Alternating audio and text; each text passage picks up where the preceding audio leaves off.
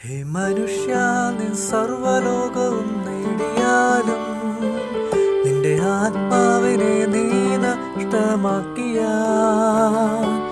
എന്ത് പ്രയോജനം, എന്ത് പ്രയോജനം?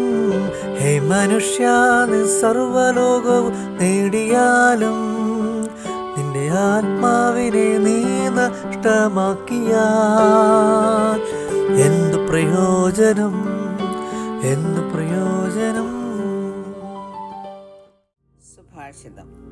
മൂക്കിൽ ശ്വാസമുള്ള മനുഷ്യനെ വിട്ടൊഴിവീൻ, അവനെ എന്ത് വിലമതിപ്പാനുള്ളൂ. Stop trusting in mere humans who have but a breath in their nostrils. Why hold them in esteem? യെശയ്യാ പ്രവചനം 2-ാം അധ്യായത്തിന്റെ 22-ാം വാക്യമാണ് വായിച്ചത്. സമൂഹജീവിയായ മനുഷ്യന് തമ്മിൽ ബന്ധങ്ങളുണ്ട്. ഒരു കുടുംബമായാലും സമൂഹമായാലും ഈ ബന്ധങ്ങൾ നിലനിൽക്കുന്നത് വിശ്വാസത്തിന്മേലാകുന്നു.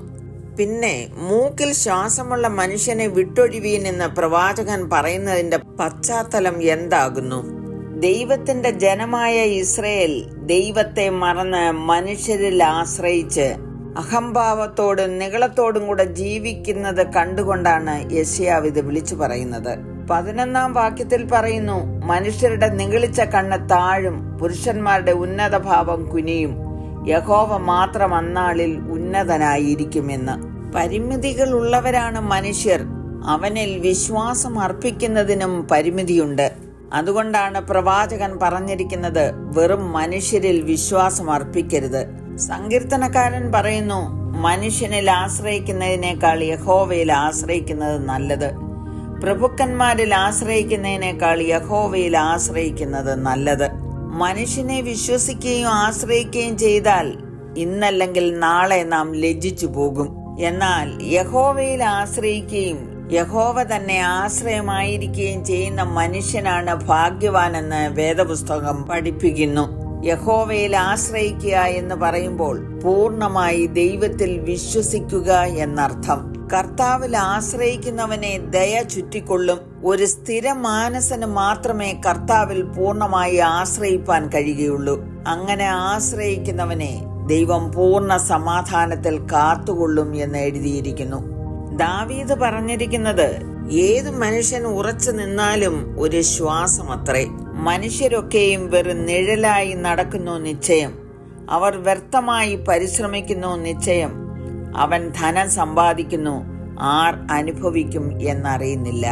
ആസാഫ് പറയുന്നത്, അവർ ജഡമത്രേ, മടങ്ങി വരാതെ കടന്നു പോകുന്ന ഒരു കാറ്റ് എന്ന്. മനുഷ്യന് എന്ത് വിലയാണുള്ളത്? സങ്കീർത്തനം 62-ന്റെ 9-ാം വാക്യത്തിൽ പറയുന്നു, സാമാന്യ ജനം ഒരു ശ്വാസവും ശ്രേഷ്ഠജനം ഭോഷ്കുമത്രേ. തുലാസിന്റെ തട്ടിൽ അവർ പൊങ്ങിപ്പോകും, അവർ ആകപ്പാടെ ഒരു ശ്വാസത്തെക്കാൾ ലഘുവാകുന്നു. മനുഷ്യന് ഉന്നത ഭാവം കാണിക്കുവാനോ നിഗളിക്കുവാനോ ഒന്നും തന്നെ ഇല്ല. അടുത്ത നിമിഷം മനുഷ്യൻ എന്താണ് സംഭവിക്കാൻ പോകുന്നതെന്ന് അവനറിയുകയില്ല. നമ്മുടെ ചുറ്റുപാടും നടക്കുന്ന എത്രയോ സംഭവങ്ങൾ അതിന് സാക്ഷിയാകുന്നു. മനുഷ്യന് ചെയ്യുവാനുള്ളത് അവന്റെ സൃഷ്ടാവായ ദൈവത്തിൽ ആശ്രയിക്കുക. മനുഷ്യന് വിലമതിക്കുവാൻ ഒന്നുമില്ല, ഒരു ശ്വാസത്തിന്റെ വില മാത്രം. ദൈവം നിഗളികളോട് എതിർത്ത് നിൽക്കുകയും താഴ്മയുള്ളവർക്ക് കൃപ നൽകുകയും ചെയ്യുന്നു. സമർപ്പിക്കാം, പ്രാർത്ഥിക്കാം.